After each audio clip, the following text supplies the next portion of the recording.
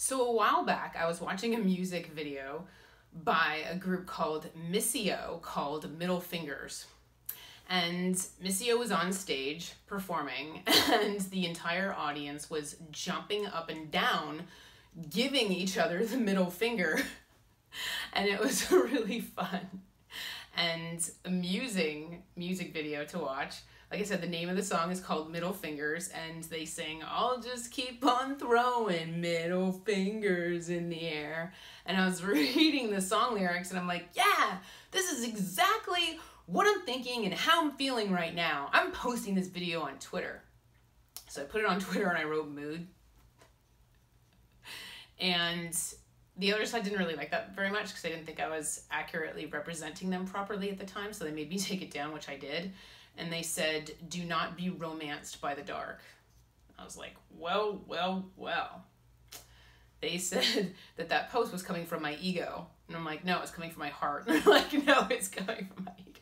Like, no, it's coming from my mood. It's coming from my emotional state. They're like, no, it's your ego. I said, you're getting off on being naughty, getting off on being bad.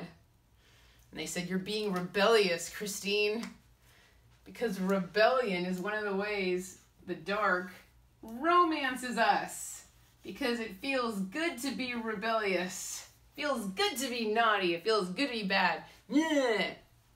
Give everyone the middle finger. Everyone just F off. Right?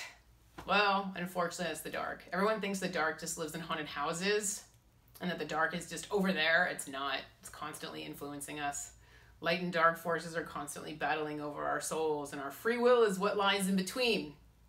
So the question is, what's influencing you at this point in time? The light or the dark? Which one are you giving into?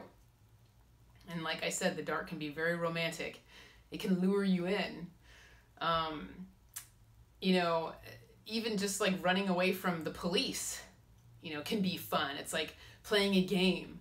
I knew people who would steal because they wanted to know if they could get away with it. They just loved the challenge of it. They were actually being pretty reckless with their future. They could end up in jail. Law of attraction kicks in. They have bad karma, right? They're wronging people. Who are they stealing from? Who are they hurting? If you're raping someone, that's catering to your ego because it's all about power, right? So it's all like ego-based and being rebellious and like, I'll show you, I'll show the police. And you just get lured in by the dark. It's all in good fun, right? You get a rush from it. Feels good to be bad.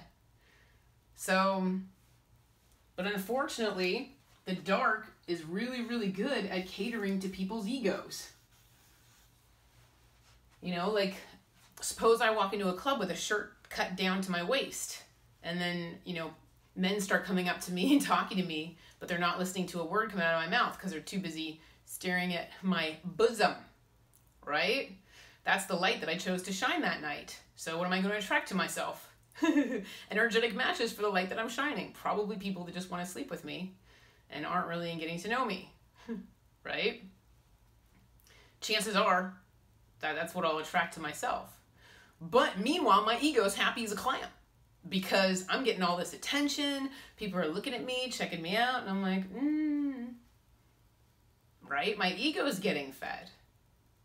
So it's okay to wear a low-cut shirt. I mean, the other side isn't casting shame or judgment at you or anything, but they're just saying they would rather you attract, romance onto your path, love, people who are interested in what you're thinking and feeling, So that's why the other side is very, very protective of people and their hearts. And then, even just along those same lines, let's say strippers, for example, right? They get their ego fed because of power.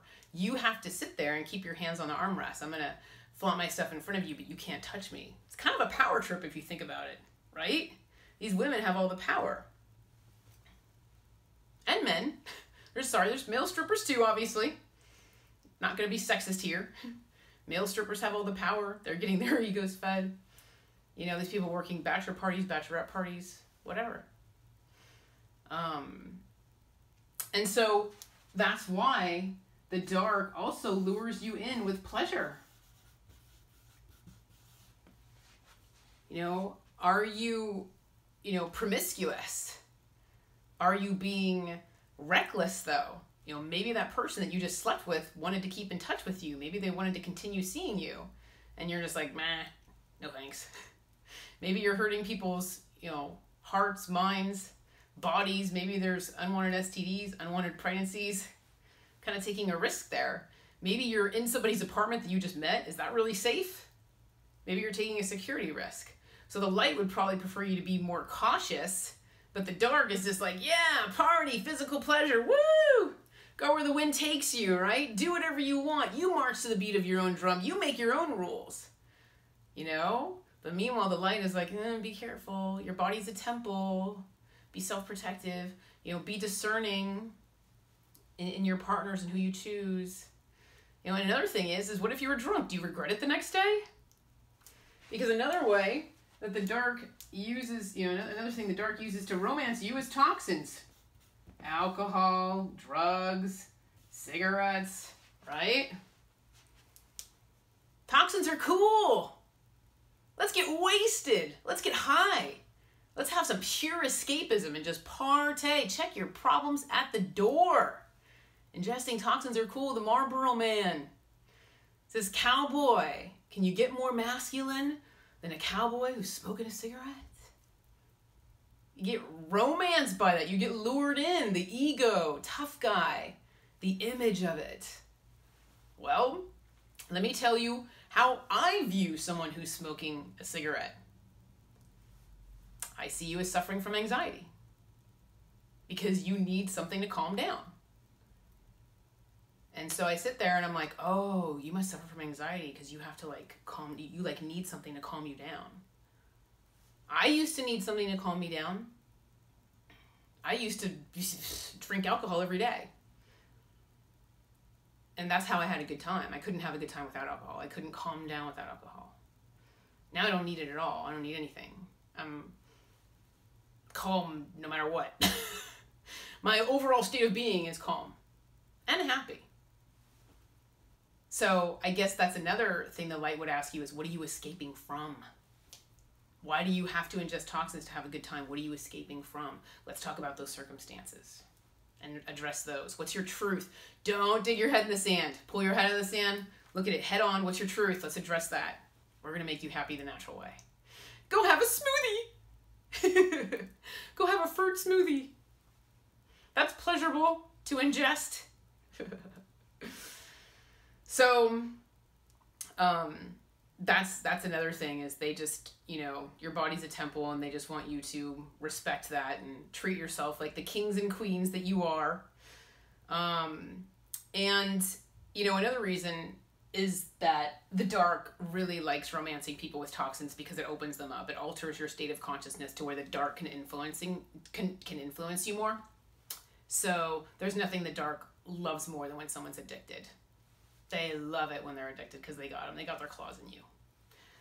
So you want to know why people commit suicide when they're under the influence of drugs, alcohol, whatever?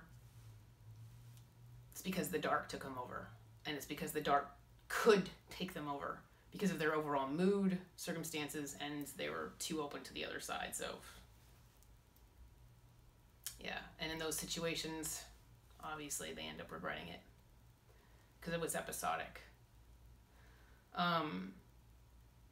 So, the other side is trying to take you over with toxins because that's exactly what they want to do. They want to take you over. They want to pull you away from the light, and the way they do that is with toxins.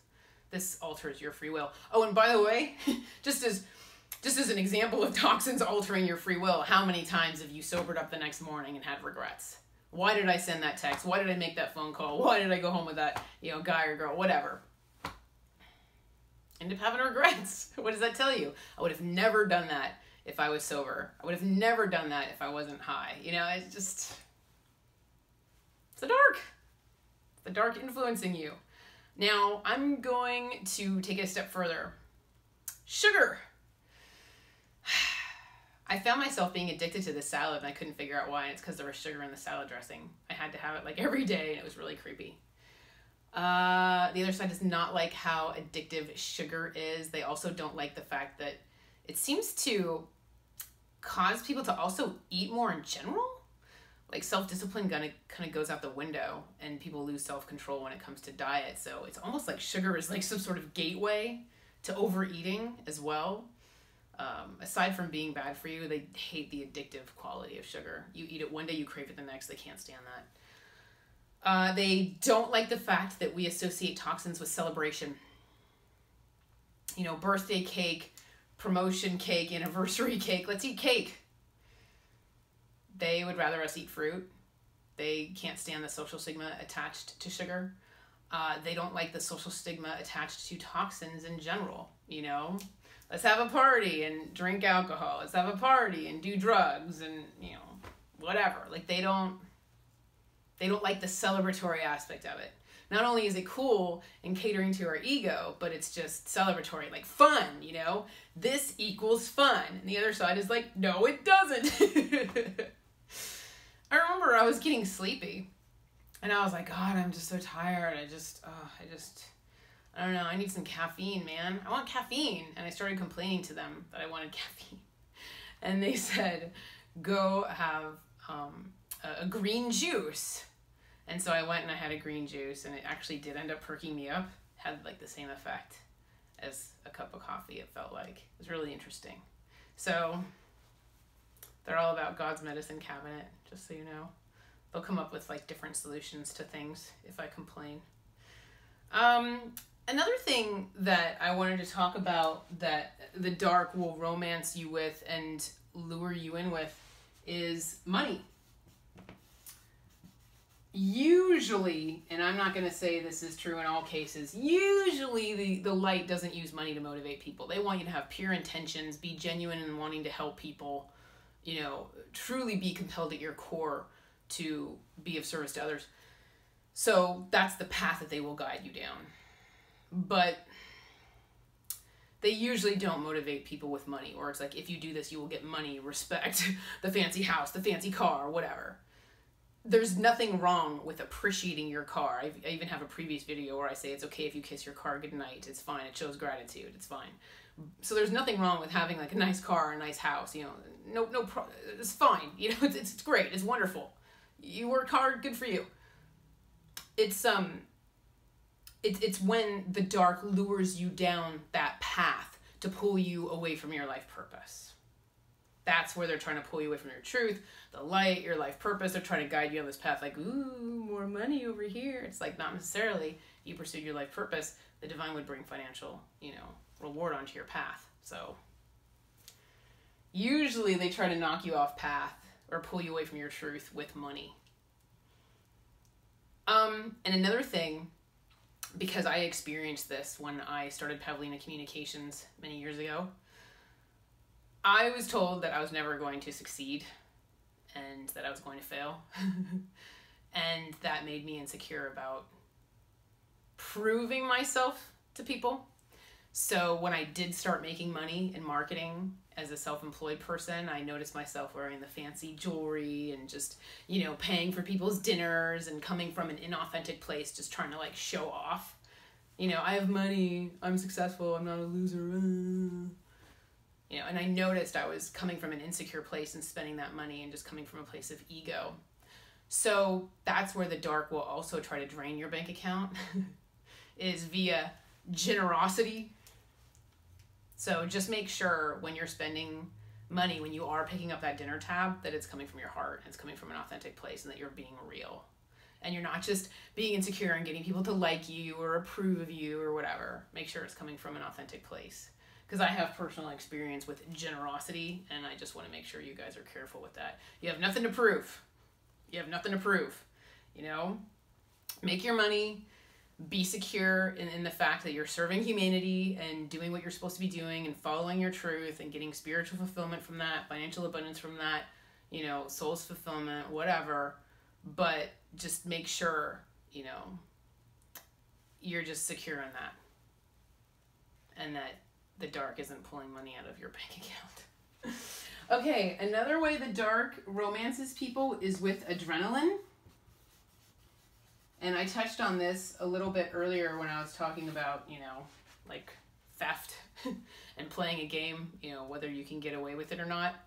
You know, just even adrenaline rushes, you know, maybe you're speeding on the freeway and weaving in and out of cars on your motorcycle. You know, be careful. Be careful, because you don't have a whole lot of metal around you to protect you on a motorcycle. So if you're being reckless, you know, obviously your body's a temple, right? If you're being reckless, that's not a good signal to broadcast to the universe either. But that adrenaline rush, like, oh, you know, taking unnecessary risks, you know, that's you also being lured in by the dark. So don't allow that to take you over either. Be a little more cautious, a little safer in that arena as well. But, you know, I mean, as you can see, it's like the dark is really good at appealing to our senses. You know, if you look at this is all very mortal. I mean, this is all very mortal. It's funny because when I look at how the dark romances us and lures us in, it is very appealing. But it's funny because none of this exists in the light. Like the angelic beings that I deal with, none of this exists in the light. They're not rebellious, you know. They don't give each other the middle finger because they're all connected via the collective consciousness. So there's no separation to where they would be giving each other the middle finger. Ego doesn't exist. They don't have a physical body, so the physical pleasures of, you know, sex, food, whatever, that's not on the other side. So they're obviously not ingesting toxins either, but they're so happy that they wouldn't need them anyway because the, you know, beings in the light are very happy. They're at a high vibration existence of love and happiness, so they don't need escapism because their circumstances are fine, their mood is fine. They don't have a money system, so there's no competition or any ego fight over money and who's more successful and fighting to climb that corporate ladder. There's no competition for that on the other side, and there's no adrenaline rush. So it's like they have nothing to prove. It is interesting when I look at this list. I'm like, yeah, it's like, what would the light prefer you do instead, right? Be safe on the road, you know, treat yourself with respect. You know, money is fine because the light brings money onto your path as well from, you know, heart-focused work. And then, but, you know, like toxins, you know, they'd ask you to have a fruit smoothie. Pleasure, make love to your soulmate. That's a higher level of existence to them. You know, because you're connecting with your partner on a spiritual level in addition to a physical level. Ego, they just don't have it. They believe in speaking your truth. So if you love someone, tell them, like, what's the big deal? That's your truth. So just tell them there's nothing to hide. There's no reason to hide it. And then, yeah, like I guess their response to rebellion would be like, why? Why do you have to rebel? You know, what are you rebelling against? Kind of thing. So that's pretty much all I wanted to say. I hope this video at least just kind of raised awareness for you guys. This, you know, wasn't meant to be like casting judgment or shame at everybody. Like I said, I used to be addicted to alcohol. I used to like drunk text people or whatever, where I'd check my phone and be like, no. So yeah, I'm not judging you. They're not judging you. There's no shame. It's more just like raising awareness of some of the tactics the dark uses to lure people in. So, like I said, that's what I wanted to share. I'm going to go put on my Girl Scout uniform. And in the meantime, take care and be well. Thank you.